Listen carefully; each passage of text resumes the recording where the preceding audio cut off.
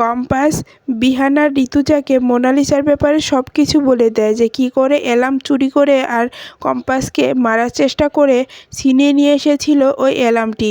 তখনই বিহান আর ঋতুজা এটা জানতে পেরে পুলিশের হাতে তুলে দেয় মোনালিসাকে। হ্যাঁ বন্ধুরা, এমনটাই দেখতে পাবেন আগামী পর্বগুলোতে। বিস্তারিত জানতে ভিডিওটি না টেনে সম্পূর্ণ দেখতে থাকুন।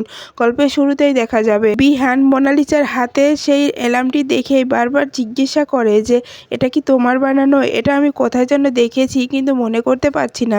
তখনই দেখা যায় যে মোনালিসা বলে, হ্যাঁ এটা আমাদের কষ্ট করে আমরা বানিয়েছি, এটা আমাদেরই কাজ। এরপরে কম্পাসের বন্ধুরাও অ্যালার্মটি চিনতে পেরে বিহানের কাছে বললে বিহান বলে যে আচ্ছা, মোনালিসা যেহেতু বলছে ও এটা বানিয়েছে, তাহলে প্রেজেন্টেশন যখন দেবে তখন তো ও যদি না বানায় তাহলে তো ও প্রেজেন্টেশন দিতে পারবে না। তখনই প্রমাণ হয়ে যাবে যে এটা আসলে কারা বানিয়েছে। তখন মোনালিসা বলে, হ্যাঁ বিহান, তখনই প্রমাণ হয়ে যাবে যে এটা কারা বানিয়েছে। তখনই ওখানে অনেক গণ্যমান্য ব্যক্তিরা আসে আর এসে মোনালিসার এই অ্যালার্মটি পছন্দ করে ফেলে। তখনই ওখানকার বড় স্যার বলে ওঠে যে আচ্ছা, এটা তো তোমরা অনেক বুদ্ধি খাটিয়ে বানিয়েছো, যদি এর বিপরীত সুইচে টিপ দেওয়া হয়ে যায় তাহলে বা অন্য কিছু হয়ে যায়, সেটা সমাধান করবে কি করে সেটা আমাদেরকে বলো।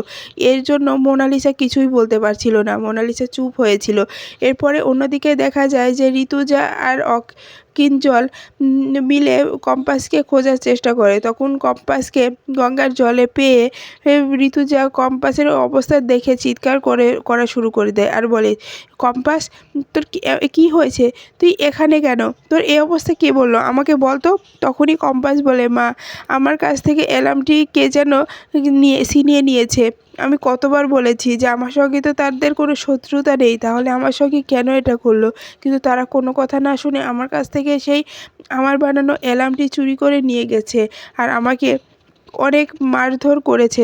কথাটা শুনে ঋতুজা খুব রেগে যায় যে এটা কার কাজ, এটা কে করলো, এটা যে করলো তাকে ছাড়া যাবে না, তাকে কিছুতেই ছাড়বো না। এরপরেই দেখা যায় সেখানে মেঘ থাকে। মেঘ বলে যে আচ্ছা মা, এটা ওই মোনালিসা করেনি তো?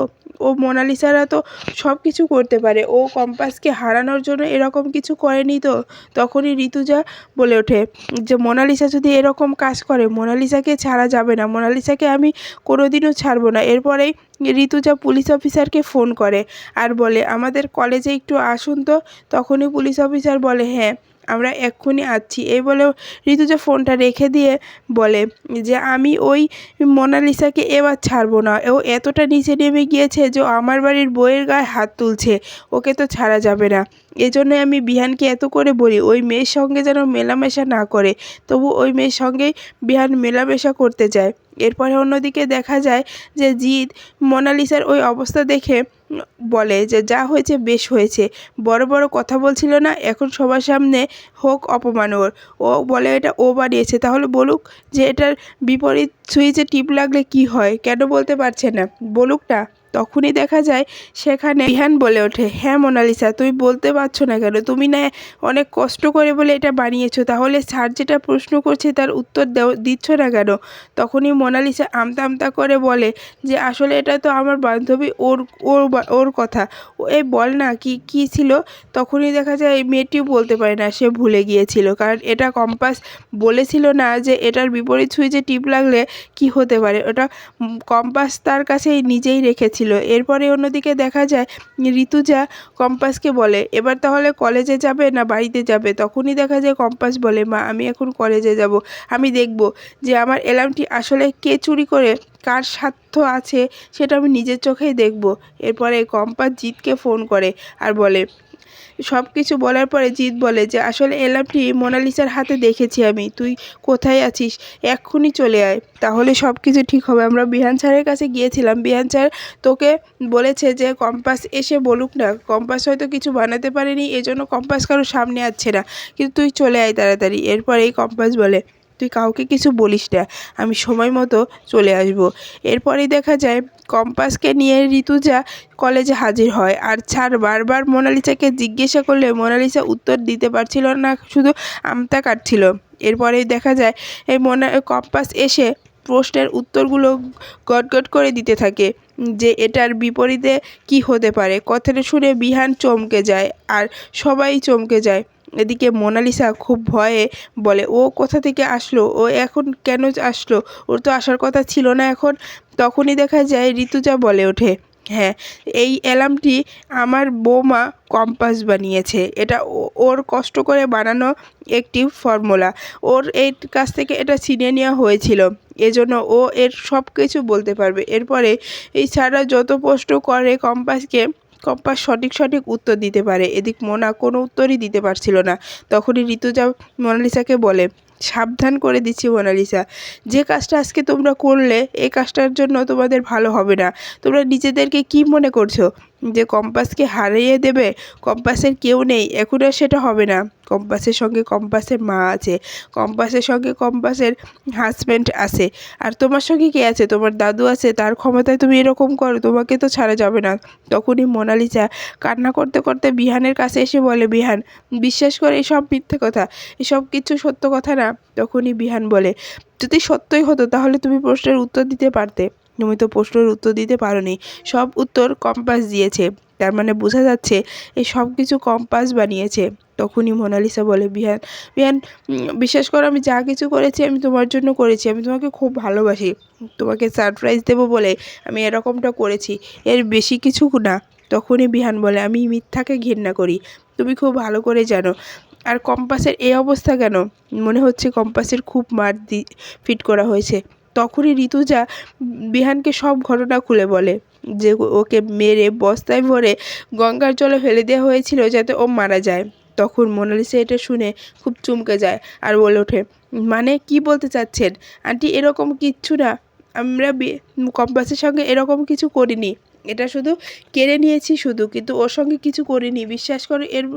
এর জন্য আমাকে দায়ী দেবে না কম্পাস, নিজে নিজে বস্তায় ভরে হয়তো জলে পড়ে গেছে আর আমাদেরকে দোষ দিচ্ছ না। আমি তোকে সাবধান করে দিচ্ছি কম্পাস, তুই বিনা কারণে আমাকে দোষ দিবি না, এরকম কিচ্ছু করিনি কিন্তু। তখনই বিহান বলে ওঠে, মোনালিসা আবার কথা বলছো, তোমার লজ্জা করছে না? তখনই মোনালিসা বলে, বিহান বিশ্বাস করো আমি এসব কিচ্ছু করিনি, আমি এসবের কিচ্ছু জানি না, এটা এটা শুধু আমি নিয়েছি, তাও দাদু এনে দিয়েছে, দেখো এটা দাদু কোথা থেকে এনে দিয়েছে আমি কিচ্ছু জানি না, বিশ্বাস করো বিহান। তখনই বিহান বলে, মোনালিসা বিশ্বাস আবার তোমাকে আমাকে করতে হবে? কখনো না।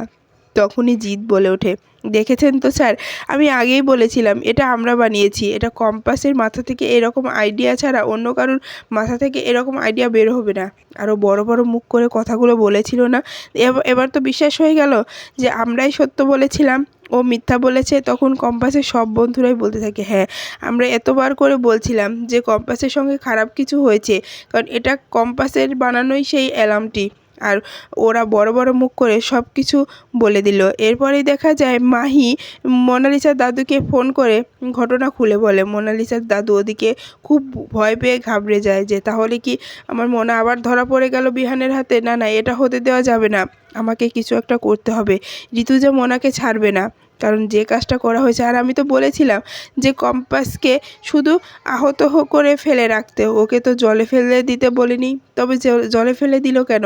এর জন্য তো থানা পুলিশ হবে, আমার নাতনির লাইফটা নষ্টও হয়ে যেতে পারে। না না, এটা হতে দেওয়া যাবে না, এটা আমাকেই সমাধান করতে হবে। এরপরে অন্যদিকে দেখা যায় বিহান ঋতুজাকে বলে, বা তাহলে এখন কি করবে? আমার তো মনে হয় পুলিশকে ডাকার দরকার। তখনই ঋতুজা বলে, অলরেডি আমি পুলিশকে এখানে আসতে বলেছি। তো এই কথাটা শুনেই মোনালিসা অনেক ভয় পেয়ে যায় আর বলে, এটা হতে পারে না, পুলিশ আসতে পারে না, আমি তো কোনো অন্যায় করিনি। তখনই দেখা যায় বিহান বলে ওঠে, তুমি অন্যায় করনি, অন্যায়টা কী করেছে? তুমি আবারও বড় বড় মুখ করে কথা বলছো। মোনা, আমি এটা আশা করিনি তোমার কাছ থেকে, আমি তোমাকে অনেক বিশ্বাস করেছিলাম যে তুমি লেখাপড়া করে নিজের পায়ে নিজের যোগ্যতায় দাঁড়াচ্ছ, কিন্তু এখনও মনে হচ্ছে যে তোমার সব কিছুই মিথ্যে কথা। তুমি হয়তো এই সব পাশ করেছো, সব লোক দেখানো পাশ করেছো, তাছাড়া অন্য কিছু না। তখন জিৎ বলে ওঠে, ঠিক বলেছেন স্যার, ওর কাছ থেকে এর বেশি কিছু আর আশা করা যায় নাকি? ওর মতো মেয়ে শুধু এরকম কাজ করতেই পারে, অহংকারী মিথ্যাবাদী একটা মেয়ে। এরপরে দেখা যায় মোনা বলে ওঠে, চুপ কর জিৎ, আমি সেরকম কিছু করি নাই, তুই আমাকে কথা বলতে পারিস না। তখনই জিৎ বলে, কথা বলতে পারি নাকি? তুই আমাদের অ্যালার্মটি চুরি করে কম্পাসের সঙ্গে কী অন্যায়টা করেছিস সেটা বুঝতে পারছিস না?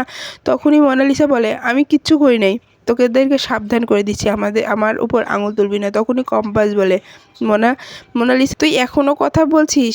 তুই এত বড় একটা অন্যায় করে কি করে কথা বলছিস? তোর কি লজ্জা করছে না? তখনই মোনালিসা বলে, কিসের লজ্জা, আমি কোনো খারাপ কাজ করিনি, আমি কোনো অন্যায় করিনি। তখনই কম্পাস বলে, এটা অন্যায় না? পরের অন্য কারোর জিনিস ছিনিয়ে নিয়ে তার নিজের নামে চালানো এটা কি অন্যায় না? এরপরেই দেখা যায় ওখানকার ছাড়রাও খুব রেগে যায় মোনালিসার উপরে আর বলে, এই মেয়ে, তোমার কাছ থেকে এরকমটা আশা করিনি, তুমি এতটা নীচ, এতটা জঘন্য একটা মেয়ে, তোমার কাছ থেকে এরকমটা আশা করিনি। আর বিহান স্যার, আপনাদের কাছে এরকম আশা করিনি, এরকম মেয়েকে কলেজে রাখেন কেন? আপনাদের কলেজের তো নামটা খারাপ করছে এরকম মেয়েরাই। তখনই মোনালিসা খুব ভয় পেয়ে যায়। এদিকে পুলিশ অফিসারও চলে আসে। তখনই ঋতুজা পুলিশ অফিসারকে বলে, নিয়ে যান, এই মেয়েটাকে নিয়ে যান, এই মেয়েটাকে এমন শাস্তি দেবেন যে সে যেন কখনো থানা থেকে না বের হতে পারে। ওর এত সাহস, ও আমার বাড়ির বৌমাকে মারার চেষ্টা করেছিল। আমার কাছে সব প্রমাণ আছে, সাক্ষীও আছে। ওখানে কিঞ্জল আর মেহেক আর অগ্নিকেও থাকে। ওরাও বলে, হ্যাঁ, আমরা ওকে গঙ্গার জলে পেয়েছি। গঙ্গার জলে বস্তার মধ্যে বেঁধে গঙ্গার জলে ফেলে দেওয়া হয়েছিল। আর একটু দেরি হলে মেয়েটা আর বাঁচত না, মেয়েটা মরে যেত। তাহলে কি হতো বলতে পারছেন? এরপরে পুলিশ অফিসার মোনালিসাকে অ্যারেস্ট করে নিয়ে যায়। এদিকে মোনালিসার দাদুকে মাহি এটাও ফোন করে বলে দেওয়ার পরে মোনালিসার দাদু খুব ভয় পেয়ে ঘাবড়ে যায় যে এবার কি করে আমি মোনালিসাকে বাঁচিয়ে বাড়িতে নিয়ে আসবো। কিচ্ছু